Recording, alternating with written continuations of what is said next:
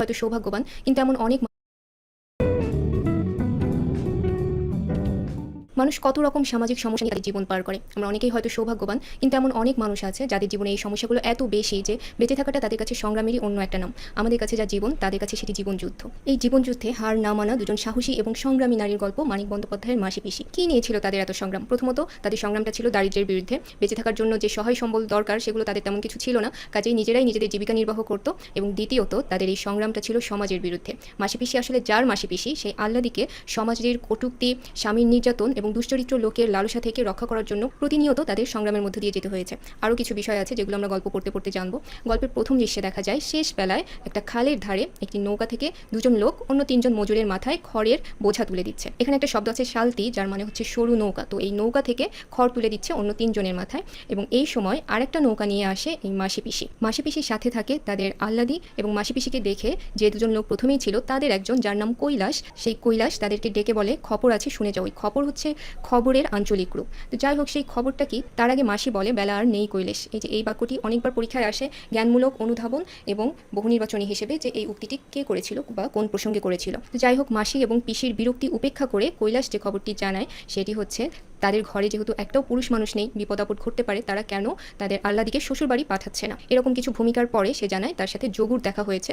এই যে যোগু হচ্ছে আহ্লাদির স্বামী, যার সাথে আহ্লাদির বিয়ে হয়েছিল, কিন্তু এখন কোনো একটা কারণে মাসি পিসি আহ্লাদিকে তার স্বামীর বাড়ি পাঠাচ্ছে না। সেই কারণটা আমরা একটু পরেই জানবো। তার আগে এখানে একটি কথার দিকে খেয়াল রাখতে হবে। কৈলাস তাদেরকে বলেছিল যে যোগুর সাথে তার চায়ের দোকানে দেখা হয়েছে। তখন মাসির একটা উক্তি আছে এখানে, চায়ের দোকান না কিসের দোকান তা বুঝেছি কৈলাস। অর্থাৎ এই যে যোগু এবং কৈলাস দুইজনেরই নেশা করার বদভ্যাস ছিল, সেই বিষয়টি এখানে মাসি ব্যঙ্গের মধ্য দিয়ে বলেছে। তার মানে বোঝাই যাচ্ছে কৈলাস এবং যোগু কেউই খুব একটা ভালো মানুষ না। কেন যোগুর বাড়িতে আহ্লাদিকে পাঠাচ্ছে না, এইখানে আছে সেই কথাটা। মাসি বলে, পেটে শুকিয়ে লাথি ঝাঁটা খেতে, কলকে পড়া ছ্যাঁকা খেতে, খুঁটির সাথে দড়ি বাঁধা হয়ে থাকতে দিনভর রাতভর। অর্থাৎ যোগু তার স্ত্রীকে অনেক বেশি নির্যাতন করে, তাকে না খাইয়ে রাখে, তাকে কলকে পড়া ছ্যাঁকা দেয় এবং খুঁটির সাথে তাকে দড়ি দিয়ে বেঁধেও রাখে। এত সব অমানবিক নির্যাতনের পর মাসি পিসি ঠিক করেছে আহ্লাদিকে আর যোগুর কাছে পাঠাবে না। প্রথম দৃশ্যে আমরা দুজন লোককে দেখেছি, অর্থাৎ কৈলাসের সাথে আরও একজন মানুষ ছিল। সেই মানুষটার প্রসঙ্গে এখানে একটু কথা আছে, তার নাম হচ্ছে বুড়ো রহমান। এই রহমান আসলে গল্পের জন্য গুরুত্বপূর্ণ কোনো চরিত্র না, কিন্তু রহমানের একটা স্মৃতিচারণের মধ্য দিয়ে আমরা সমাজের একটা গুরুত্বপূর্ণ বিষয় অনুধাবন করতে পারি। যে রহমানের একটা মেয়ে ছিল, যে তার শ্বশুর বাড়িতে মারা গেছে অল্পদিন আগে, এবং ওই মেয়েকেও আহ্লাদির মতোই এতটা নির্যাতন করা হয়েছে, অত্যাচার করা হয়েছে। তো মেয়েটা একসময় শ্বশুরবাড়িতে যেতে চায়নি, জোর করে তাকে পাঠিয়েছে তার ভালোর জন্যই, কিন্তু এক পর্যায়ে মেয়েটা অত্যাচার সহ্য করতে না পেরে মৃত্যুবরণ করে। এবং আহ্লাদিকে দেখে বুড়া রহমানের মনে তার নিজের মেয়ের ছবিটা ভেসে ওঠে। বুড়া রহমান তার মেয়ে সম্পর্কে যে স্মৃতিটা ভাবে, তার মধ্য দিয়ে আসলে সমাজের যে নারীর প্রতি সহিংসতা, সেই জিনিসটার প্রতি লেখক আমাদের দৃষ্টি আকর্ষণ করেছেন। এবং এই সহিংসতার বিরুদ্ধেই কিন্তু মাসি পিসির সংগ্রাম। এই রহমান তার মেয়েকে জোর করে শ্বশুরবাড়িতে পাঠিয়েছিল, যে তার মেয়েকে ঘরে রাখতে পারেনি, কিন্তু মাসি পিসি সেরকম না। মাসি পিসি তাদের মেয়েকে রক্ষা করবে। সমাজের কটূক্তি কোনো কিছুই তারা পাত্তা দেয় না, তাদের কাছে তাদের মেয়ের জীবনটা অনেক বেশি গুরুত্বপূর্ণ। এরপর কৈলাস মাসি পিসিকে জানায় যে মাসি পিসি যদি আহ্লাদিকে শ্বশুরবাড়ি না পাঠায়, তাহলে যোগু তাদের বিরুদ্ধে মামলা করবে, যে তার বউকে স্বামীর বাড়ি থেকে দূরে রাখা হয়েছে, বউকে ঘর করতে দিচ্ছে না।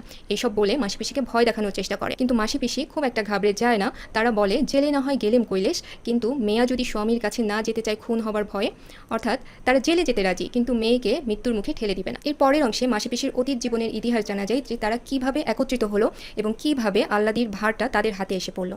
দেখা যায় যে তারা প্রথমে দুর্ভিক্ষের কবলে পড়েছিল, যেখান থেকে আহ্লাদির বাবা তাদের কোনো রকমে খাইয়েছে পড়িয়েছে, কিন্তু এক পর্যায়ে সে অপারগতা স্বীকার করেছে যে সে আর তাদেরকে খেতে পড়তে দিতে পারবে না। তো ওই সময় থেকেই মাসির পরামর্শে তারা গ্রাম থেকে সবজি নিয়ে বাজারে বিক্রি করে আসে, নিজেরাই নৌকা চালিয়ে। যেহেতু শহরে তরিতরকারির দাম তুলনামূলক বেশি, সেই হতো এই যে কিছুটা লাভজনক একটা উপায় তারা বের করে। এছাড়া তারা আগে কখনো ধান ভেঙেছে, কাঁথা সেলাই করেছে, ডালের বড়ি বেচেছে।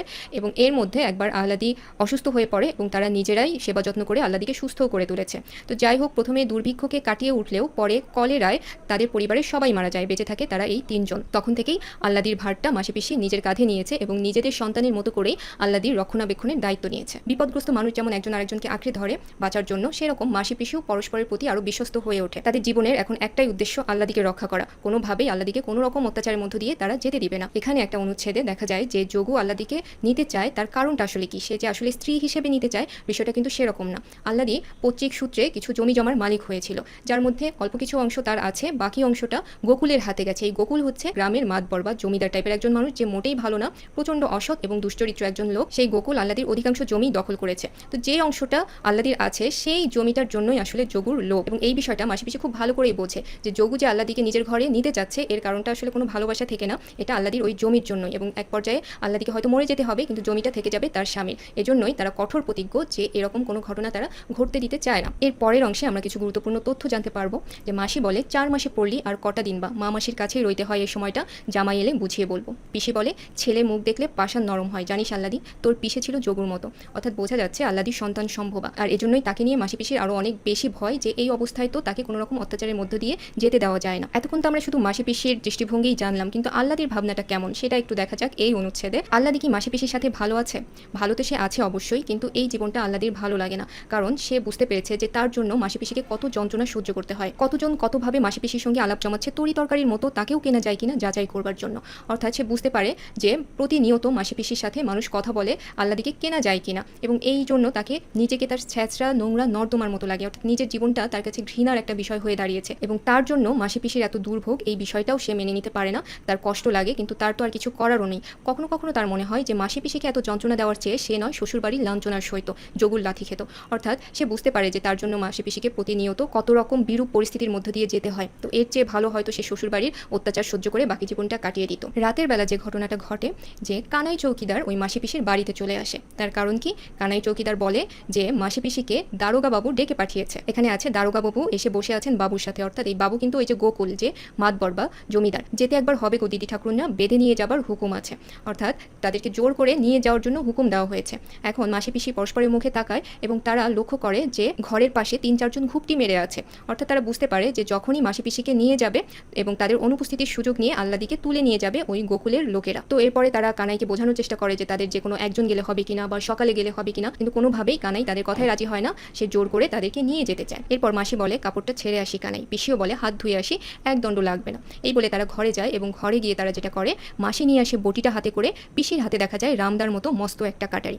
অর্থাৎ মাসি পিসি দেখেছে যে তাদের জোর করে নিয়ে যাওয়া হবেই, যেহেতু তারা এত সহজে ছেড়ে দিবে না, তারা যতটা সম্ভব যুদ্ধ করবে। কানাই যখন আবারও বলে না যদি যাও ঠাকুরনরা ভালোই ভালোই, ধরে বেঁধে টেনে হিঁচড়ে নিয়ে যাবার হুকুম আছে কিন্তু বলে দিলাম। মাসি পিসি দুজনই তখন অস্ত্র হাতে এগিয়ে যায় এবং তাদেরকে জানিয়ে দেয় যে তারা তাদের সাথে যুদ্ধ করতে রাজি। মাসি বলে শোনো কানাই, এ কিন্তু এর কি নয় মোটে, তোমাদের সাথে মোরা মেয়ে নোক পারবো না জানি, কিন্তু 2-1টাকে মারবো, জখম করবো ঠিক। পিসি বলে মোরা নয় মরবো। অর্থাৎ মাসি পিসি খুব ভালো করেই জানে যে যুদ্ধ যদি হয় তারা দুজন মেয়ে হয়তো এতগুলো ছেলের সাথে পারবে না, কিন্তু 2-1টাকে খুন করে জখম করে তারপরে তারা মরবে। তারপর বিনা পরামর্শেই মাসি পিসি হঠাৎ গলা ছেড়ে দেয়। প্রথমে শুরু করে মাসি, তারপর যোগ দেয় পিসি।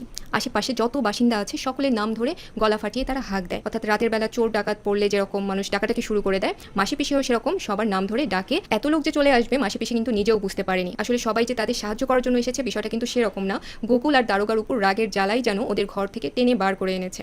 অর্থাৎ এই যে গোকুল এবং যে দারোগা এসেছে দুজনই কিন্তু গ্রামের লোকদের অসহযোগিতাই করে বিভিন্ন ক্ষেত্রে, এবং তাদের প্রতি গ্রামের মানুষের একটা ক্ষোভ আছে, তো সেজন্যই তারা মূলত মাসি পিসির ডাকে চলে এসেছে। তো তারা যে কারণেই আসুক না কেন, এই ঘটনায় ওই যে দারোগা এবং ওই গুন্ডা লোকেরা সবাই একটু ভয় পেয়ে যায় এবং তারা দৌড়ে কোনো রকমে জান নিয়ে পালায়। যদিও দারোগা কানাই পালিয়ে যায় তার লোকজন নিয়ে, কিন্তু মাসি পিসি খুব ভালো করেই জানে যে তারা আবার আসবে, এবং পরে যখন আসবে তখন কিন্তু এত কম লোক নিয়ে আসবে না, যাতে তারা আর ব্যর্থ না হয়ে ফিরে যায় সেই ব্যবস্থা করেই আরও অস্ত্র নিয়ে আসবে। এবং তখন এই যে বটি নিয়ে ভয় দেখিয়ে লোকজন ডেকে নিয়ে এসে কোনো কাজ হবে না, এই জিনিসটা মাসি পিসি খুব ভালোই অনুধাবন করতে পারে। কিন্তু এত সহজে তারাও হাল ছেড়ে দিবে না, তারা যুদ্ধের প্রস্তুতি নিতে থাকে। এখানে আরও একটা ঘটনা আমরা জানতে পারি যে এরকম একটা ঘটনা আগেও ঘটেছিল অন্য একটা মেয়ের সাথে। ওই মেয়েকে মেয়ের বাবা মা স্বামীর বাড়িতে পাঠায়নি বলে তাদের ঘরে আগুন জ্বালিয়ে দিয়েছিল শ্বশুরবাড়ির লোকেরা। তো এখনও সেরকম ঘটনা ঘটতে পারে, যেহেতু গ্রামে একই ঘটনা বারবার ঘটে থাকে অনেক সময়, তো সেই রকম প্রস্তুতিও তো নিতে হবে। এবং এই যুদ্ধের প্রস্তুতি হিসেবে মাসি পিসি ঘরে আগুন লাগালে যাতে সহজেই নেভানো যায় সেই ব্যবস্থা করতে থাকে। ঘড়া থেকে জল ঢেলে মোটা কাঁথা আর পুরনো ছেঁড়া একটা কম্বল চুবিয়ে রাখে যাতে আগুন নেভানো সহজ হয়,